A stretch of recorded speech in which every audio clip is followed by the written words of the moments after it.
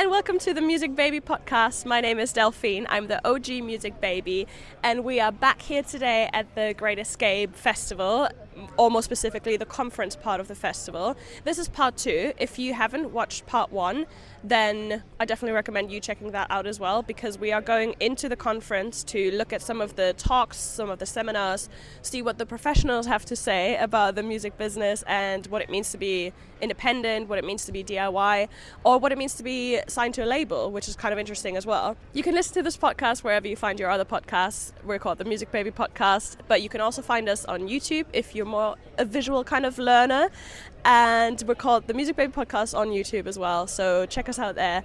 Now we're going in for part 2 of the Great Escape Conference, and let's go. So before I get into the storytelling aspect, I wanted to share where it sits within the marketing landscape, and please feel free to take a picture of this, or if you'd like the proper PDF after, I can send it to you, just grab my email. But this is super handy to see where everything fits. Marketing is an ever-changing medium, but this has stood the test of time for the most part. So I'm going to start at the top with paid. So paid marketing is like if you're on Instagram and you see something pop up that's like brand related or something like that, someone has paid to do that. It's banner advertising, it's out of home, so like billboards that you might see like out and about driving. It's tube ads, it's anything that someone might have paid to be put in front of your face, basically. The next is owned. So owned media is essentially channels that you own, which are like email marketing, for example. Social media is not a channel that you own because Meta owns it or TikTok owns it. The only way you own your social media is if you get the people who follow you on social media to sign up to your email. And then you own that data, essentially. They've decided to give you something. So that includes like emails, numbers, like direct mail, if you want to send people things in the post. So that's owned media. And then the business that I'm in, which I think is the hardest of all the marketings, is earned media, because it's based on sentiment. It's based on testimonies, it's based on reactions, it's based on whether someone likes something or not, and it can't be quantified. But the best way to do it is through really good storytelling. And then we have like some weird kind of middle area stuff going on there. So influencer marketing, for example, can be paid, sometimes it's gifted, sometimes it sits basically in that blurry stage. But this is where everything sits in marketing. So this is one of my favourite phrases. Again, take a picture if you like. Marketing is selling, advertising is telling, and PR is compelling. And PR sits in marketing. It's just as important as the other two because it helps translate that, it helps sell, it helps market, it helps tell people and bring them in to that story. So how do you actually build a brand identity through storytelling? It's good to ask yourself a few questions, really. So I have a PR company, Miranda Comms, as you know, and we do an artist questionnaire with all of our artists before embarking on a campaign with them. It's good to ask yourself questions. So the first question we ask is, what do you do? What's your everyday life? What's your day-to-day? What's your history of music, past and present? Ask yourself these questions, write it all down. Do word vomit on a page. The more the better, because you can always cut things out. It's harder to add things in after. The next question I'd ask myself is, where do I want to be? So, where do I want to be? What do I want my day-to-day to look like? Do I want to wake up and do like sessions at 10 a.m. and be in the studio until 2 a.m.? What do I want my day to look like? I ask people, who are their dream collaborations? Who are your idols? Ask yourself where you want to be seen in press. And that leads us on to naming your why and your blue sky. Because when you ask yourself all of these questions, you can begin to formulate your messaging and what people are going to align with. So, say I'm an artist, say I'm a pop singer, and my why is to empower fellow women through pop music that you can dance and feel free to and not care about who's watching you. And then my blue sky would relate to where I want to be in media. So for example, I might want to be on the cover of Vogue. How do I get there? That's where strategy comes in. So my why starts with being a pop artist and someone who wants to empower women. So I would go on the internet and look at the colours that women might align with the best, and look at, if it's pinks, millennial pink was a thing back in the day, if you remember, like Squarespace, their conversion was amazing because of millennial pink. I would go and look at who are my competitors or who I'm similar to, and have a look at what they're doing in terms of storytelling, and then I'd have a map out of who I look up to, etc., and see where I want to get there and how I can get there. So your why is really important, and translating that is really important on social media through every post. It's not just a bio, it's not just like a nice press release that you put it in. It has to be a lived experience. There's someone in the audience who I think should also be a VR. His name's Ollie, if he's around. But a great example that he gives of this is not just saying, oh hey, I make good music, that's pop. You can give visual expressions of what you do. So for example, Ollie gave me the example of cottagecore. How much more does that speak to you than someone who makes folk music? So have a think about how you can create a narrative that brings something really compelling to the conversation that's a little bit different. When I say cottagecore, you get all of these images in your head, you get kind of textures and like shabby chic and whatever it might be, versus folk music. There he is, Ollie, you should also speak to him later. And then the blue sky takes you there. So what I would do is look at the journalists, I would research basically online who's covered similar music, who likes folk music, who likes pop music, who likes empowered pop music. Maybe it's women, maybe it's queer men, you don't know. So have a look online, look at the publications, and then research the journalists. So the journalists, they will usually be attached to the piece, and you can stalk them on Twitter, usually, sometimes Instagram, but people generally share their emails. Research them before emailing them to tell them your story. Spell their name right, that's always a really good thing.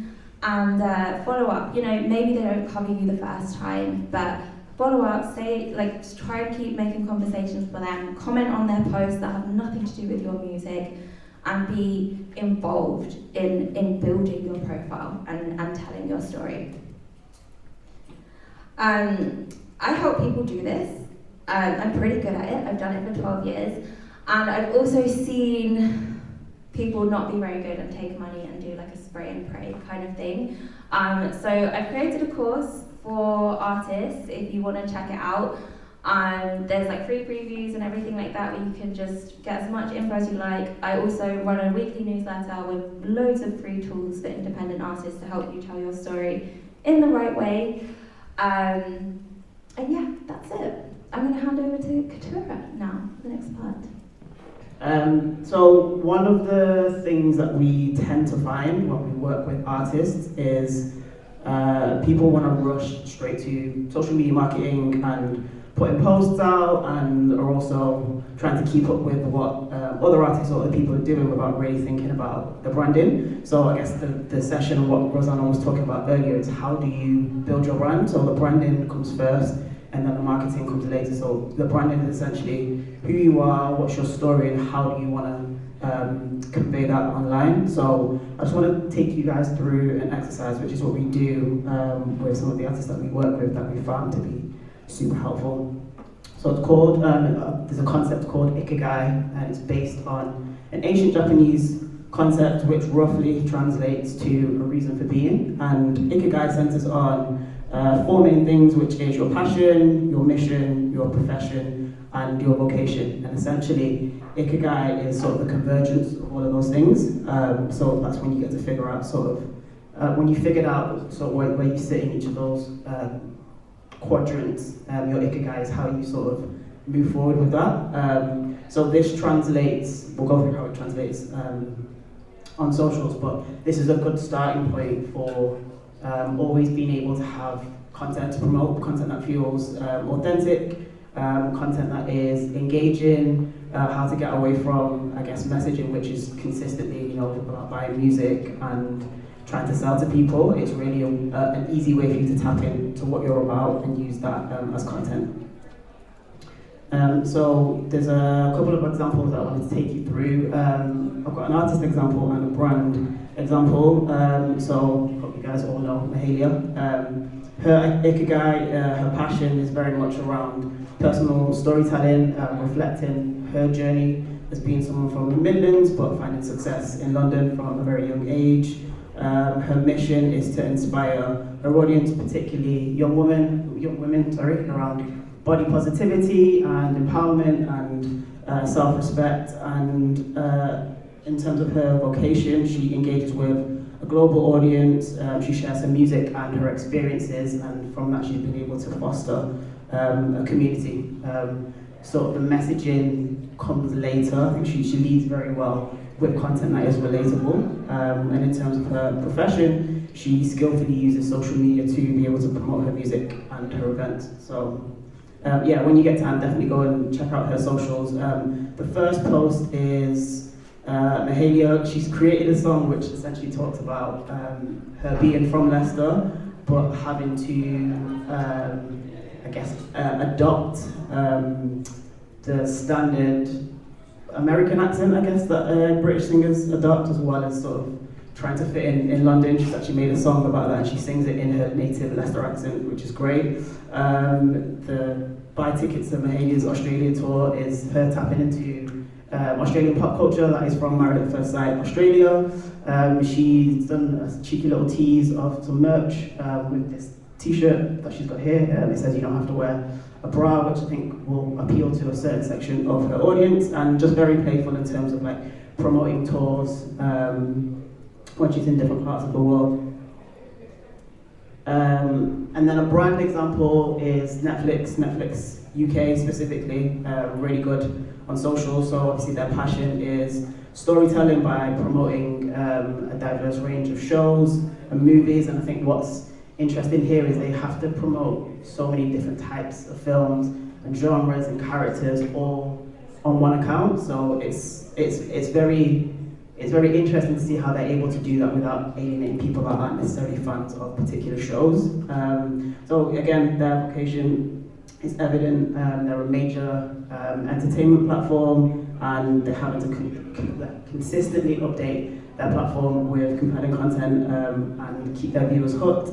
And in a more professional sense, they use social media to market their content effectively and maintain that strong viewer engagement. So I guess this would look very, very different if every single post was, watch this on Netflix, watch this on Netflix. They very savvy at how they use content from the shows and sort of tap into popular culture. So this one from The Office, if you can read it, it says, me sulking because the bank holiday weekend was over so quickly.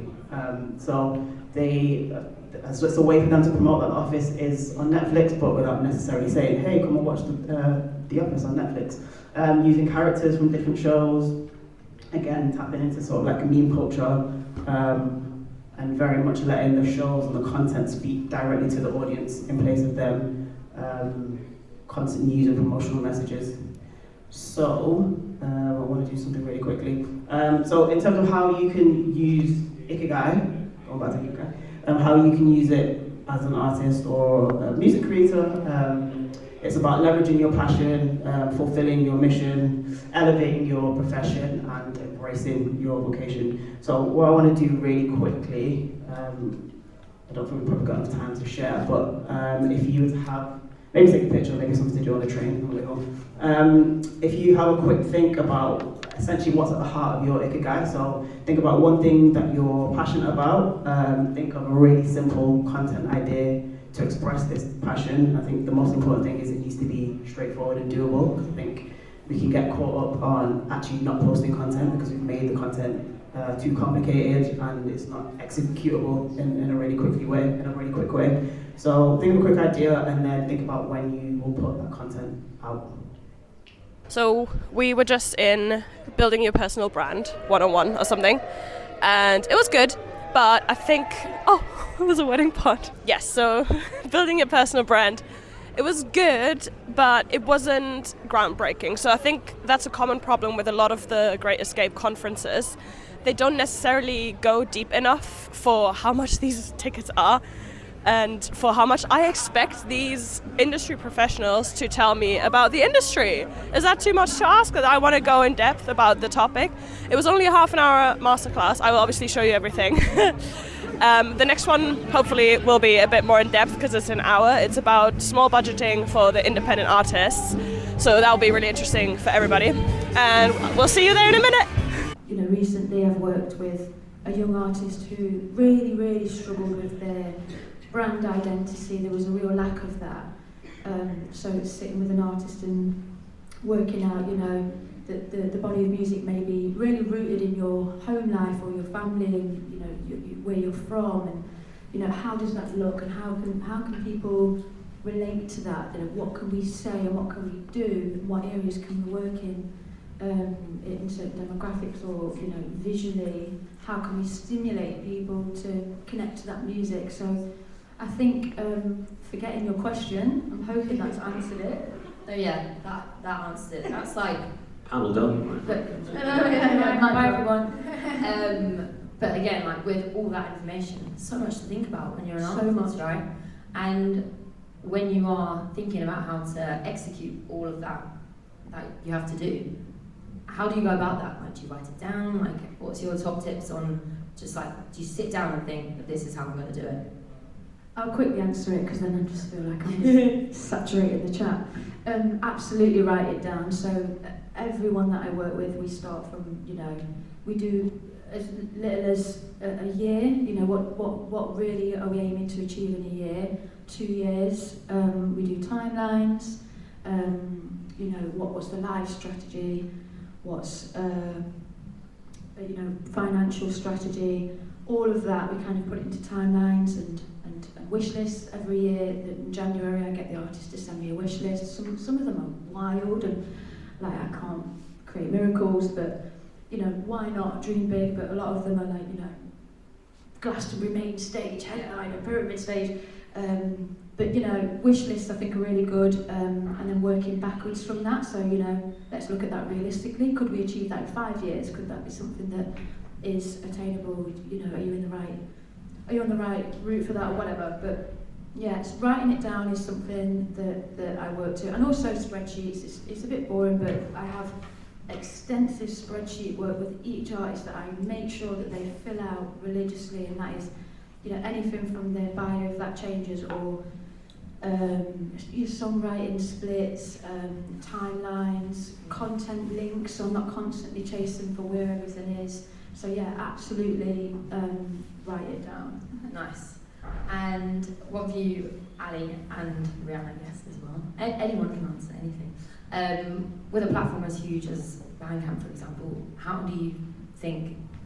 what do you think is the most effective way that artists kind of reach their target audience? Like, and how do they execute that?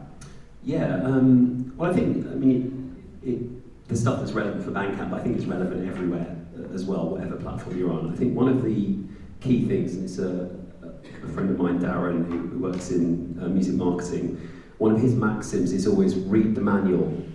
Every platform, whether it's Bandcamp, Spotify, Apple, whatever, it has guides on what you can be doing as an artist, how you can pitch your music, things that you should be doing on your profile. It's all there and available for you. It's quite boring, a lot of it, for sure. But all of that information is there, and I think that's the biggest, I think it's this period in time, I think it's never been easier to be an artist and it's never been harder to be an artist at the same time. There's so many options for you. It's all there, right in front of you, and you can access it. There aren't as many gatekeepers. But at the same time, that means there's a lot of jobs to do. You've got to wear a lot of hats. It can be quite overwhelming, I think, for artists too. But just keeping it very basic, just, you know, with Bandcamp, we have an artist guide, which is just bandcamp.com/guides, G-U-I-D-E. And that has a really step-by-step sort of, you know, here's how you design your page, here's why it's important to put a write-up about your music and all that kind of stuff. And if you just work through that very methodically, you're going to be in a good place, and you'll then all of those assets that you mentioned that you need to have together. You're going to need them all for Bandcamp, but you're going to need them for all the other platforms as well. Keeping that consistency, I think, is really important.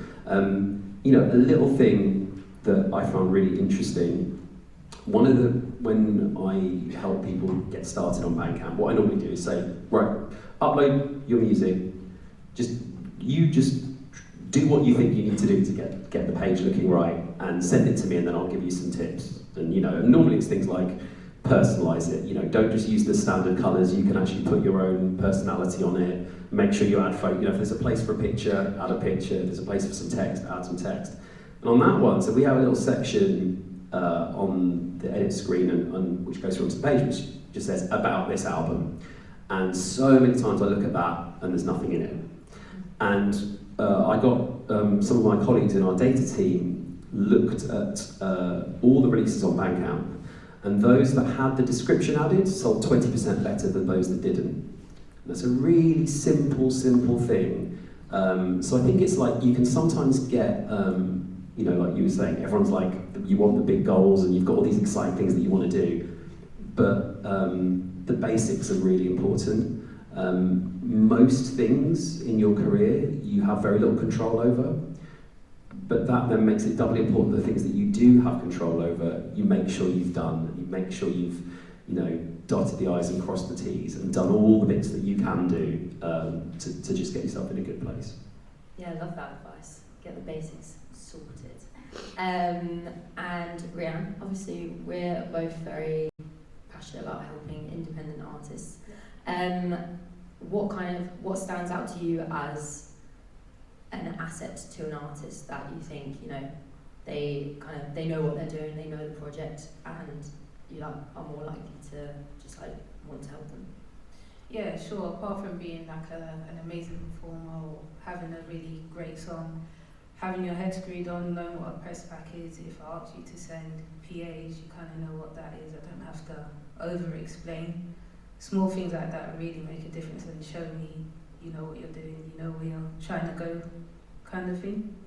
Nice. Yeah. And with marketing on a budget, one of the hardest things that artists also have to think about is making stuff look good, like you were saying with the page and everything.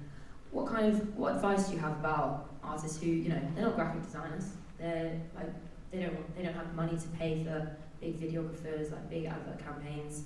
What's your main advice to like getting stuff looking good, basically? I would say get a landing page up. There's stuff like Squarespace, Wix. Just create something very basic, say join my mailing list, and again that will help you to sort of grow your community as well. What else do you think? Yeah, I think definitely things like that, getting basics done. I think also if you are an artist and you are on a tight budget, but you maybe know someone who is a graphic designer, you could do a skill swap. You could say, look, if you need music for your website, I'll make some music for you, and in return, can you do my design? I think there's a lot of stuff like that I think, you know, we all need to be helping one another with stuff like that, and identifying people you know that you can say, look, I would love to be able to pay you, and I want to, and that's my intention, and if things go well, this could be a relationship that lasts a long time, but right now I can't, you know, and the worst they can do is say no, and that's fine, it's totally fair enough, you know. I'm not advocating people work for free. If there's something you can do where it's mutually beneficial and you don't actually need a budget, then that makes sense. I think also like a thing that I think is really important for artists to know, and it kind of leads into then how you put together all of this stuff that we're talking about, is really being aware of what your skills are as an artist. You know, it's never, contrary to what people want to say, it's never just been about the music. Obviously the music has to be excellent, that's a given, but any of you here, you know, if you think back to what inspired you to get into music, it wasn't that you heard like a diminished seventh chord and thought, oh, I'm in, you know, this is me. You probably, you know, you would have seen a band on the TV, or you go to a gig, or you see a DJ playing, or hear an MC, or whatever it might be. And it's that excitement, and that's all that stuff, that's all that kind of marketing around it, right? The imagery, how they, you know, how they're presenting themselves, what they talk about, how they choose to talk about it. So all of that is really important. So an exercise that you know, I've done a bit of artist mentoring over the last few years. One of the exercises that I get artists to do is to write down all the things that they do as an artist. So everything from, you know, music, you know, making music, practicing, honing your skills, booking gigs, writing, you know, your bio, having your images, getting artwork done, all those things. And I suggest you do them on index cards, and you can kind of put them out on the floor, and you'll see they kind of go into areas. This is all marketing, this is all music, this is admin, whatever it might be. And then look at all of those and apply this questioning. What am I good at? What am I bad at? What do I like doing? What do I not like doing? And if you ask those questions about all those things, it can really inform you, well, I have limited budget, but where am I best spending it? Where am I going to spend it where it's really filling a gap that I can't do? Or maybe it's a gap that I can do, but I really don't want to do it because it stops me actually making music and getting in the studio and doing the thing I love. So like, I think, you know, being able to be smart about the decisions you're making and make them intentionally, because you know, no, you know what, I'm rubbish at promoting myself. I'm really bad at asking people to play my music. I need someone to do that. I can do this other bit. I can email people, you know, I can get my metadata together, all that kind of thing. But being able to really know yourself and understand your strengths and weaknesses, I think is really, really important. That was great advice. I can't top that. Yeah, that was brilliant. Everyone remember that. Again, very practical, writing everything down, organising things. Love that. If you've ever seen me on a panel before, I will have said that, so apologies for any repeats. Any fans of Ali, that's his thing. What's your new advice? I've already got to drop something amazing for 2025. And in regards to kind of what artists don't like quite often is that aspect of social media, which is just ever-growingly more important.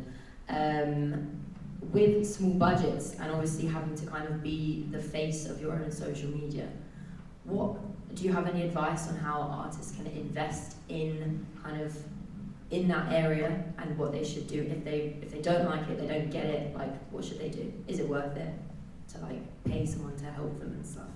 What, to create social media, like to post and like content and stuff like that, like is that the most important thing? I mean, yeah, that's quite a heavy question. It is a constant battle, I think, for all of us that work in the industry, not just artists. Obviously social media is the leading way for visibility, so we have to take part, and you know, it has to look good. How do you stand out? There's so much to that, but I guess with my acts, what I've managed to do is empower them enough to put them with maybe the right content creators to make something that's quite cool for them and something that's quite interesting. Keep it short, so stay away from long music videos and stuff like that if we're talking about social media, but just short form, really short form content, but something that gives an essence of the release or the campaign, the artist, and then, you know, tease about the post or whatever if you've got enough people following at the time. And then, you know, if the numbers are looking good for the first few hours, maybe put some money on that in an ad, and try and generate a little bit more. And then try and point people towards, you know, another area, whether it's Spotify or whether it's, you know, your live, your tour or whatever. But yeah, I think empowering the artists to do it themselves by putting them with really good creatives, especially the ones that struggle to have that vision, because we all struggle. Like, we're going to have to post about this. Do you know what I mean? But luckily, this is obviously colourful and interesting. But yeah, it's a real battle. Yeah, I completely agree as well with like getting people to kind of learn to do it themselves, because I think social media is a tricky one. It's the one thing that you can't really, however much you pay someone, you have to be the one doing it as an artist. It's crazy. It's really difficult as well. I think one of the challenges, and there's a guy I know who's sort of become like a music influencer on Instagram, sort of by mistake, but it's pretty crazy what he does. But yeah, one of the things he said to me was the sort of real tension for an artist promoting their music on social media is what you're doing is saying, hey, you're here on Instagram, go listen to this on Spotify, go buy this on Bandcamp. And Instagram doesn't want people to leave their platform. They want them to stay on their platform. So you've got this tension that you're constantly trying to battle with. So I think, again, it all depends. Like, you know, no one became an artist to be a content creator. It's, you know, it's okay to not like doing that or not want to do it. But if you can do things where you're using the space not just constantly to go, quick, sell, buy my thing, it's over here, but actually just engaging with your audience in a genuine way, you'll then see better pick up because you're using the platform as the people who make the platform want you to use it, i.e. spending time on it. That's what they ultimately want, is minutes of your day scrolling and clicking through the stories and all that stuff. So yeah, definitely thinking about what you can do in that space that stays in that space but creates wider awareness about what you're doing. And then also things like, this is another tip this guy gave me that I thought was really good. Like if you've got like a link tree or something, have like 3 or 4 links maximum, don't have like 10, and make them all be like calls to action. Stream my new single, buy tickets to my show, you know, like make it really snappy and obvious. If you have too many options, people just look at them and don't click on anything because they don't know what to pick. So like there's little things like that you can do that can be quite effective. But I think the central question about just being on it, I think you've also got to really protect yourself, because it's not a nice place when you're watching everyone's amazing life and their amazing career and you're sat at home going, I can't do any of that, or why am I doing that, or why am I getting these opportunities? So I think it's also important not to protect yourself, not to live on it too much and worry about it too much. I actually had a thing, like I DJ a little bit, used to be my job. Ask the question again, sorry. What other ways are effective of marketing your music or marketing yourself as an artist that aren't on social media? Obviously you do social media as well, but like, you know, articles, like billboards, posters, stickers. Yeah, I mean, we call it like guerrilla marketing.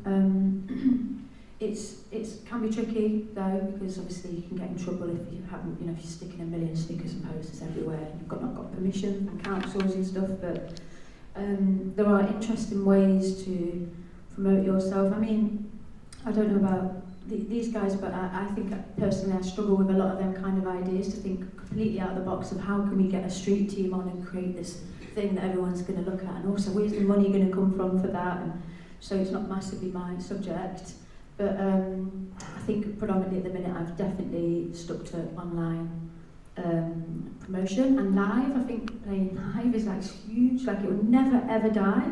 I just don't think it will ever go away. So you know, social media might have its dip one day, and a lot of us are probably thinking like, please, you know, give us a break. But I think live is always going to be there. But one final thing I'll say is, I was going to say this a minute ago, is that with social media, as much as we all hate it and we love to hate it, there's that saying that, you know, everybody hates radio until you play it on radio.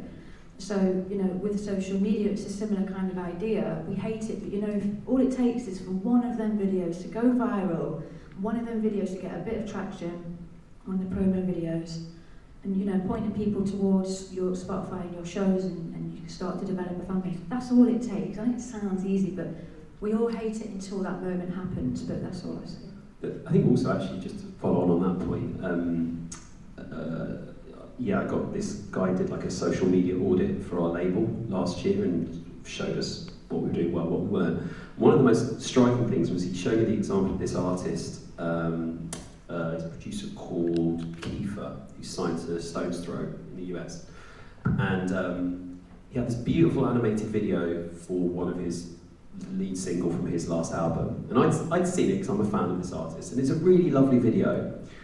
And this guy showed me that, he showed me the guy's his reels on his Instagram page, and that beautiful video that probably cost a few £1,000s to make had about 2,500, 3,000 views.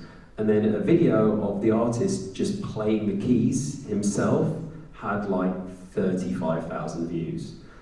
And it's not that you shouldn't do the arty cool thing, because I'd seen that as a fan, an existing fan, and I really liked it, and it reminded me about the record. But in terms of trying to use these platforms to grow your audience and be discovered, yeah, sometimes the really cheap things are the things that actually work better because it looks more authentic. You know, this guy I know who's sort of become this influencer, he was posting about music on Instagram and TikTok loads and was doing well. And then in one video, he used to do a thing where he had a video of him and then he'd play the record and then he'd put up the pack shot of the cover of the record, you know, like overlay it and play from it. And then one day he didn't do that and he just filmed himself like nodding his head, listening to music. And it got 1 million views. And now that's what he does. And he's the guy that nods his head and listens to music. But for some reason, that like pinged the algorithm that there's a real person doing a thing. We have a load of artists doing that now. Yeah. Well, he kind of hates it. He's sort of a bit like, I feel like an idiot, like just sat there in my living room nodding my head. But it works and it gets the music to more people. So, you know, I think there is that thing of actually there are things you can do that don't cost a lot of money that do really well. But sorry, we went off topic there. Apologies. No, that's good. And yeah, I completely agree. Sometimes it's honestly like those videos that take, 30 seconds that will then change your life, and the videos that took you 5 hours to edit will get 250 views and you're like, why? But yeah, I listened to an interview with an artist called Dylan, I don't know if anyone knows her, love her. And she, after COVID, she was doing this interview on Radio 1 and she was just like, social media is your best friend. And I was like, that's such an interesting way to look at it. And if you like treat it like your friend, like it's going to work for you. And it's obviously worked for her. And so she's like an example of someone who now obviously is like, yes. But back to kind of other opportunities and like live, some artists, it's really hard to get those gigs and gigs are expensive. What is the best way to search for those live opportunities? I was going to say get out there, touch some grass. And back on what you were saying before, just even here you could have volunteered and you would have met probably 50 people that you could have put your links out to and just chat and catch up. But yeah, even me, I'm here if you want to chat to me. I put on events. What's your at? Tell us your at. Yeah, exactly. Go ahead, say the app. Exactly. But yeah, just go to different events, put yourself out there, speak to the organisers, and yeah, you'll get somewhere for sure. Yeah, and when an artist does get, a gig, which is great, what is then the best way for them to utilise that opportunity? Because so many times, artists, they rehearse, spend the money, pay for the band, get the gig, they do the gig, then the only people that knew about the gig or like benefited from the gig is the people that were there. And sometimes that's not that many people. How can they use a live opportunity to their advantage after it? I think document the whole thing from beginning to end, whether that's your rehearsals, you catching up with the organisers, it could just be 10 seconds at each show, and then that gives your audience a real sense of who you are, and the main thing is to be yourself, so don't post anything that you don't like, but I think that would really help. Nice. Yeah, I think, definitely documenting it, again, it can feel awkward, but it's part of it. And I think also just on a more basic level, being on time, being really polite, thanking the promoter after the show, really simple things that your mum would tell you that you should do. Mums know best, they're right about that. And I think all of that stuff is really important. No one likes dealing with someone who's annoying or late or rude or unappreciative. So, being polite and being prompt, I think actually gets you quite a long way too. Yeah, definitely. Agree. And this is just also, obviously we all understand how much artists have to think about, but this is just really highlighting it, isn't it? It's fun times, guys. And another thing, back onto obviously marketing. So many artists get targeted with, marketing agencies or like people who say, we're going to help you.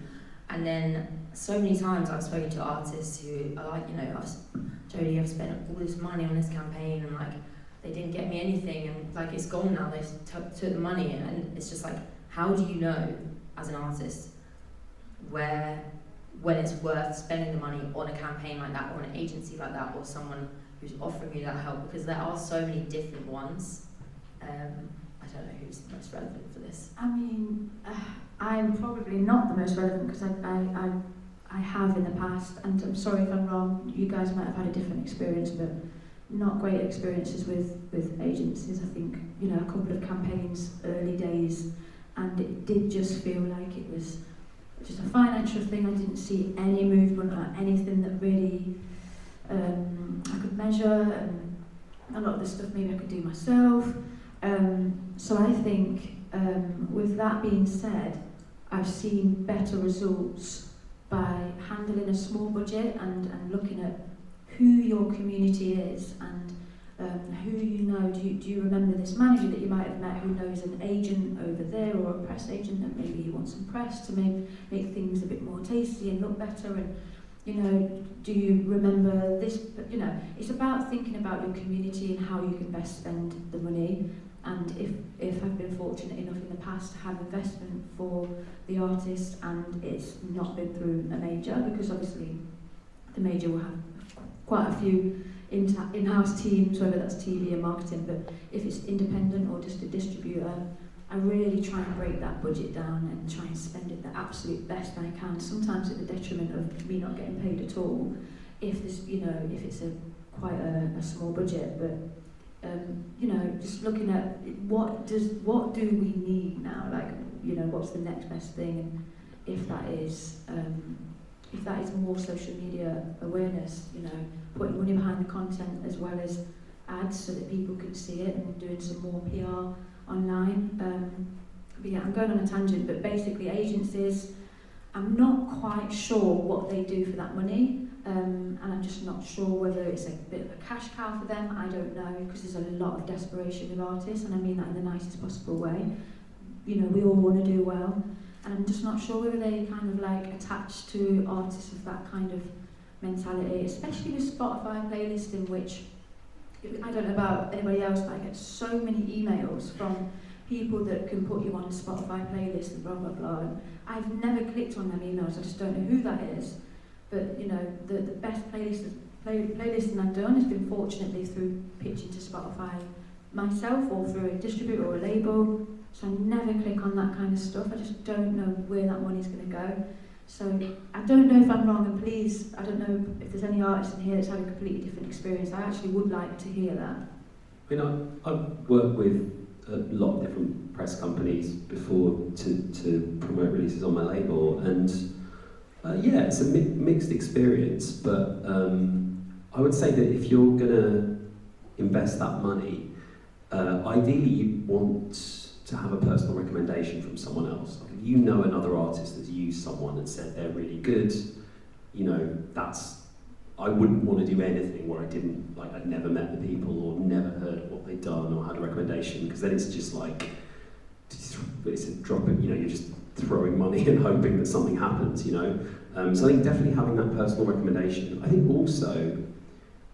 Sorry, Ali, I didn't mean press agents, by the way. You meant like the... I meant the, you know, them like companies that just reach out to you, right, just, yeah. You know... Well, I mean, no, that's okay, yeah. I mean, some of them do that as well, but I think, yeah, I think it's kind of, in general, with anything, what I want to see from someone is that they've thought about the project I'm asking them to work on and have some unique ideas for me.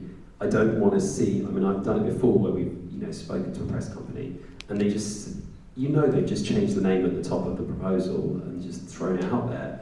I'm not really interested in that. What I want is, how are you going to market this record? What's the idea here? What's the story? And I think that's maybe something we'll get onto later on. Story is really, really important. And it can, having something compelling that an audience can grab hold of, like they love the music, but then, you know, you guys all must love music, I assume, I hope. And you'll have that thing where you hear this great new band or new artist and you tell your friends about it. And you have to have words to explain what it is. Oh, they're this amazing singer-songwriter from Arizona, and they made an album just using spoons or whatever it might be. But having that kind of angle is really, really important, because that's the hook.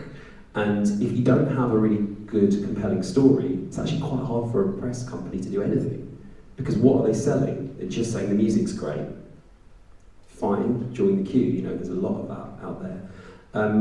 And I'll just share a little story about an artist I work with. I really illustrated this. So with Bandcamp, we have an editorial platform, and we've got editors that commission writers to cover music that's on the site. And I was talking to them, and they were just saying how important the story is. Like, if they're going to write about something, it's got to be like you want something where it's going to be fun to write about, fun to read about.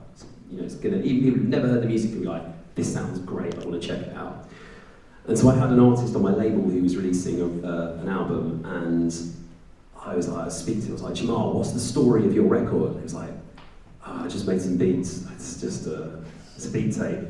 I'm like, oh, okay, but you called it Shaboo, why is it called Shaboo? Oh, that's my uncle, he was a Bollywood actor. I was like, okay.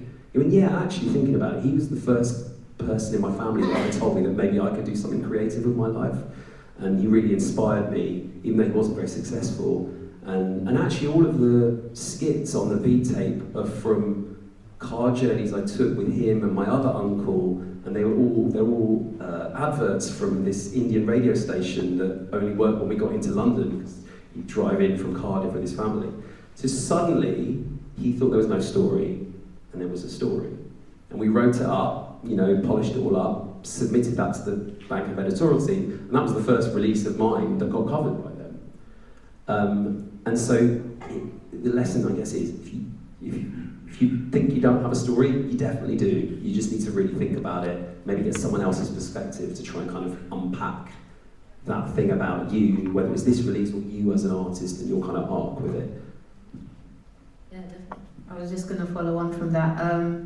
You kind of need to know what you're marketing, because essentially your song or project is a product in a way.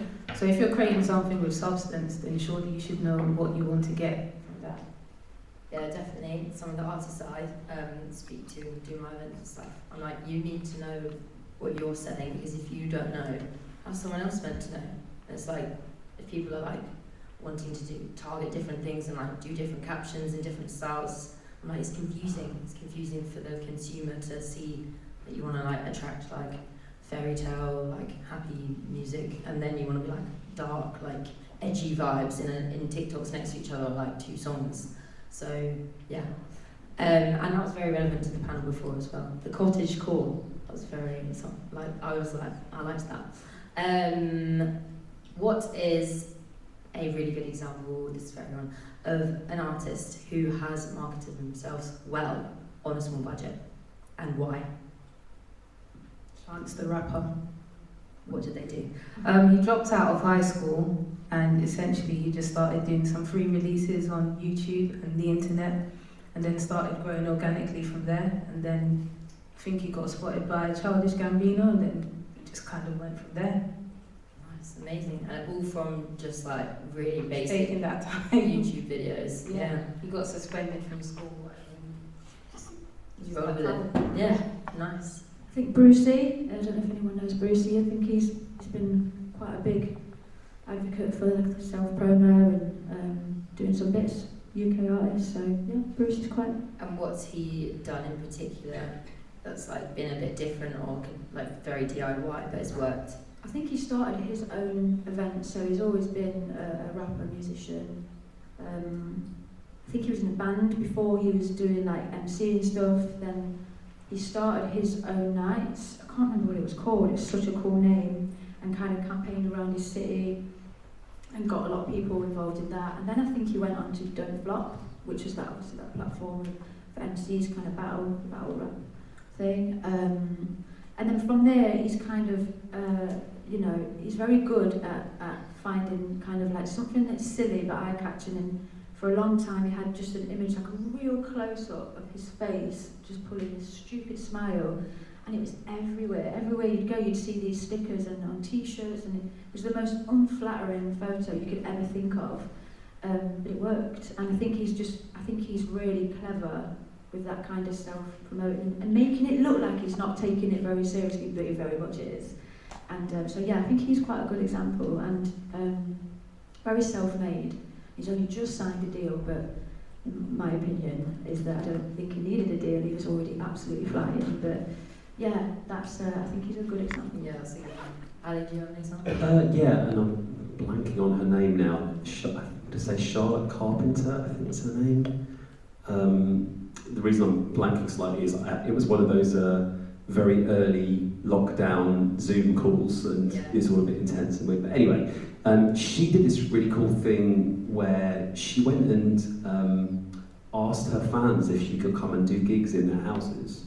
So she was like travelling all around Europe and just doing gigs in people's front rooms. It's like zero budget touring.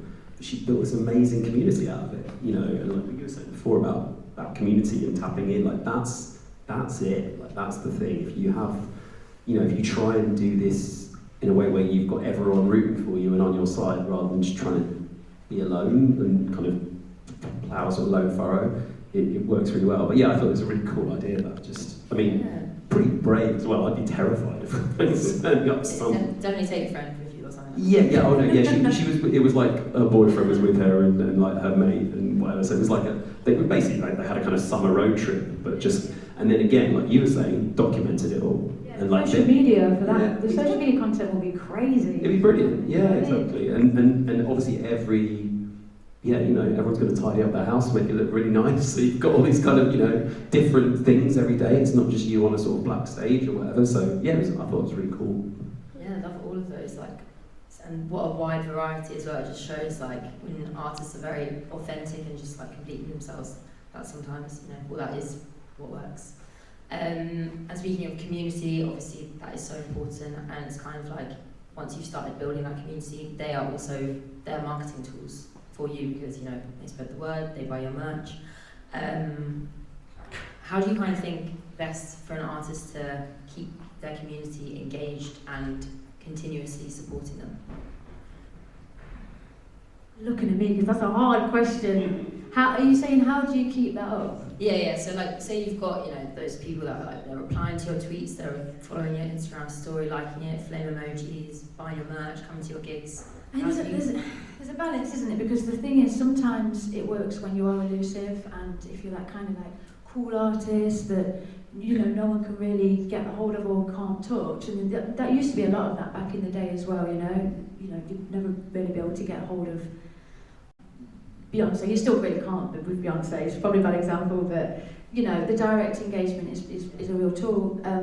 You know, I always advise a lot of my artists that engagement is so important with whether it's looking at their stories of someone who's just commented on your post and commenting back and stuff like that. But it's a really hard question, and if you guys back me up.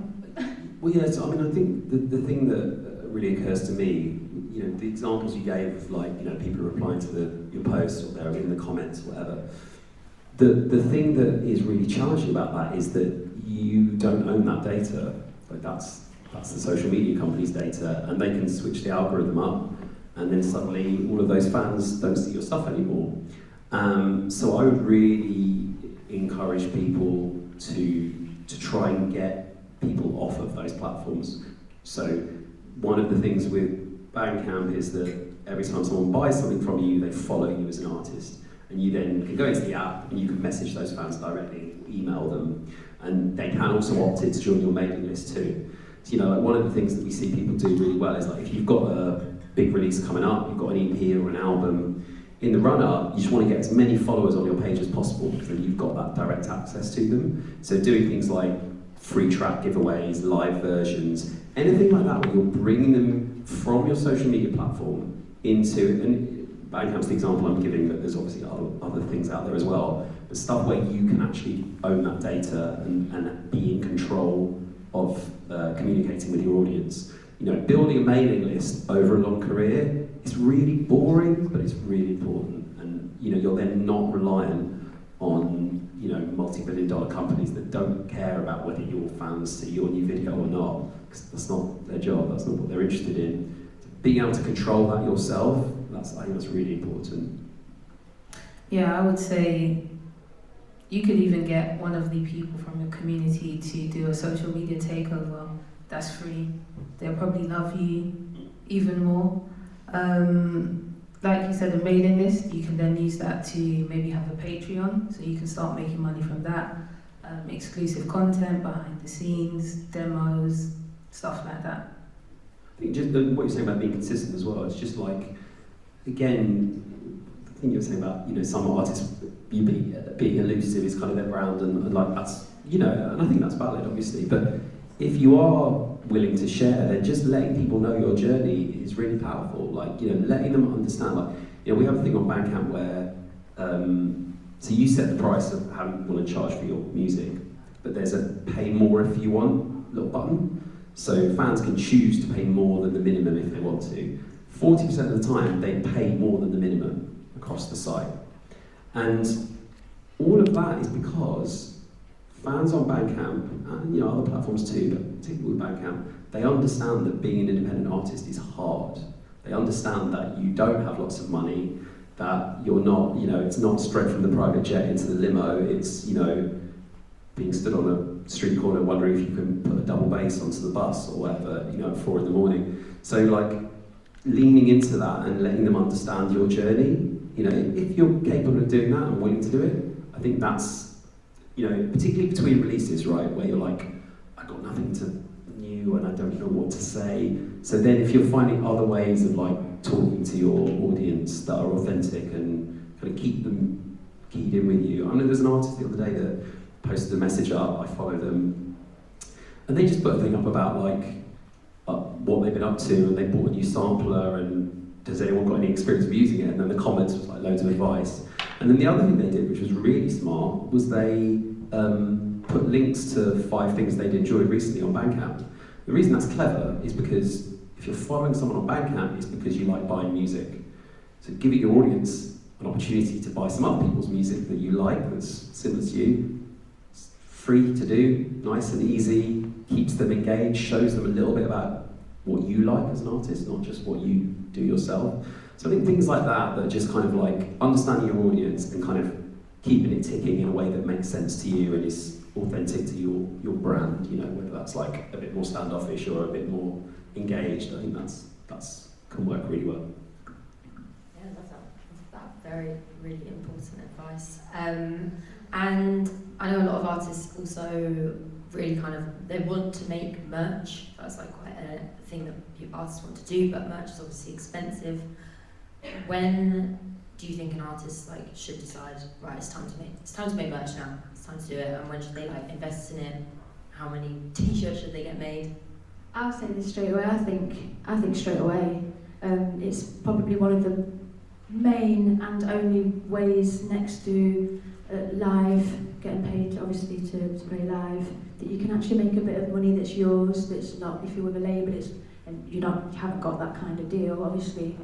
You might have that deal where they take a percentage, but a lot of the artists starting out make some really cool merch. You can do it really cheaply now, and you can tote bags and bits like that, but you know, we put on a show last week which we barely broke even in quite a big venue. It was a new venue in Liverpool, but they made about £400 on merch, and that money doesn't go towards the band, it doesn't go towards anyone, it's that artist to then reinvest. I think make merch straight away, even if it's just stickers or making little bracelets.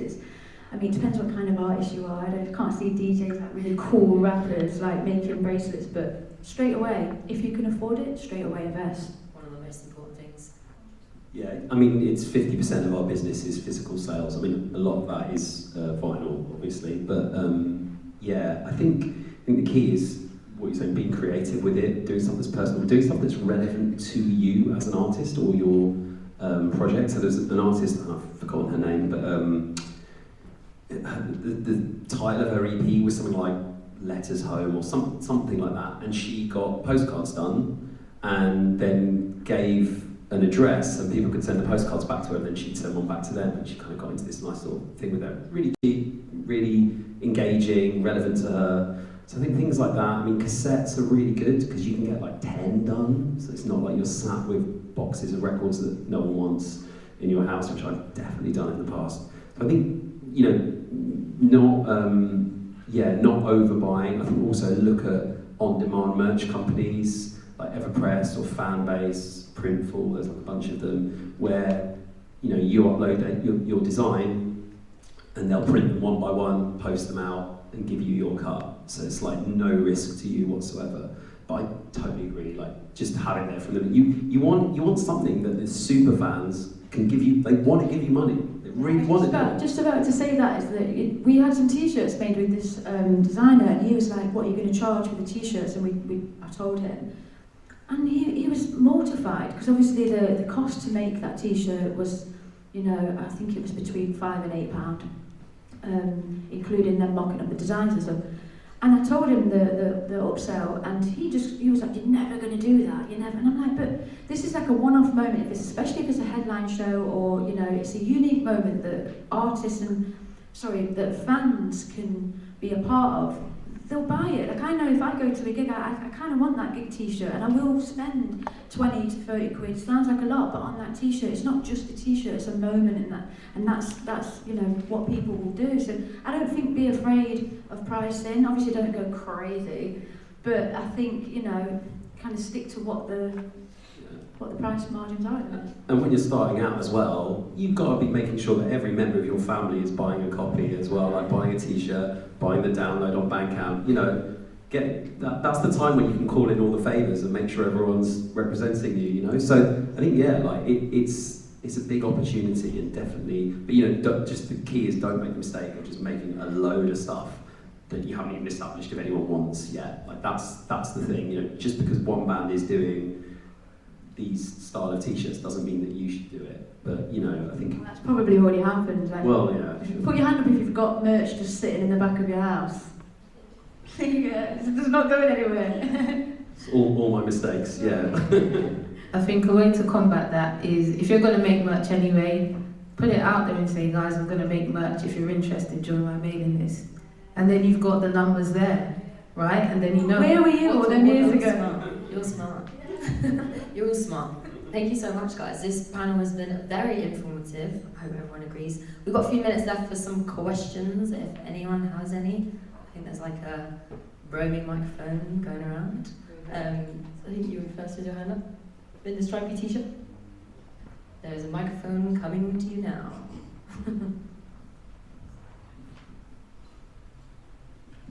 Hi.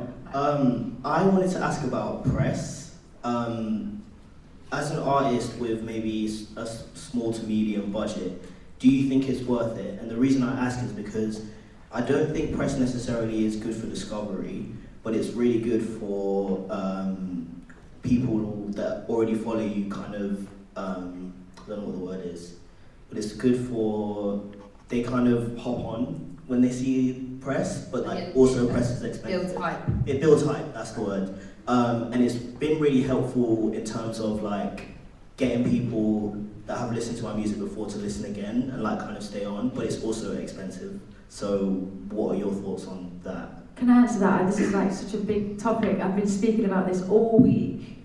You kind of answered the question yourself with utilising it as a look. And look, it's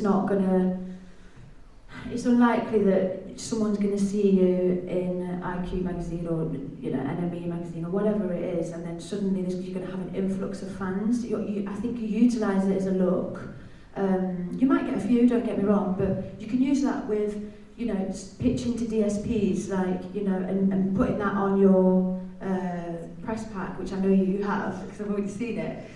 You know, put that and highlight it on your press release, you know, and quote from whatever you've got. I think it is a worthy investment. It is expensive. It's worthy if you're just using it to then leverage and get other opportunities with different platforms and partners. So I actually can vouch for it. It's actually done quite good things for my artists. Yeah, I'd agree. I think it is worth doing. I think, again, what I was saying before about picking the right person to work with, that you know you can have that relationship with. But also, like, you know, as you said, you can use those quotes when you're pitching to DSPs and what have you. But the DSPs also, they're scraping the internet continually to see where you're getting picked up. And that all goes into the algorithm of how your music is then placed and all of that, you know. And the music industry is a very conservative place in a lot of ways. No one wants to go, I think this is amazing, and then everyone goes, no, it's not, you're an idiot. Right? Everyone waits for everyone else to say that it's good, and then you know, oh yeah, I've liked them for ages, yeah, definitely. So you kind of need to, like, having those smaller things happen first and then bubble up, like, it's all part of that process.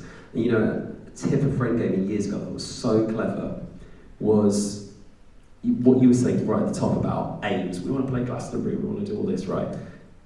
It's important to have artists you look up to and you aspire to and you look to where they are. But they didn't start being hottest record in the world or Guardian Band of the Day or whatever. They all started somewhere smaller. And if you go into Google and you search for that band for around the time when their first single came out, change the time filters, see where they were popping up. Those people will be accessible to you. You know, getting your tune played on Radio 1 is going to be harder, but finding those steps on the journey is all out there. All of that information is available to you. So being a bit smarter, like where did they start rather than where they are now, then you can actually press stuff on your own as well. You can make those connections. Yeah, when I was managing artists, I used to look for articles that I liked that were similar to the music they were making, and I'll check out the byline of who's written that article, try and find them on Twitter, now called X, or LinkedIn, and then hit them up with a message and see what comes back. But once you get a name, that's really important and it will go far. Cool. Hope it was helpful. Do we have any more? Yes, here. So I don't have a question, it's just more some thoughts on, you were discussing earlier about working with marketing agencies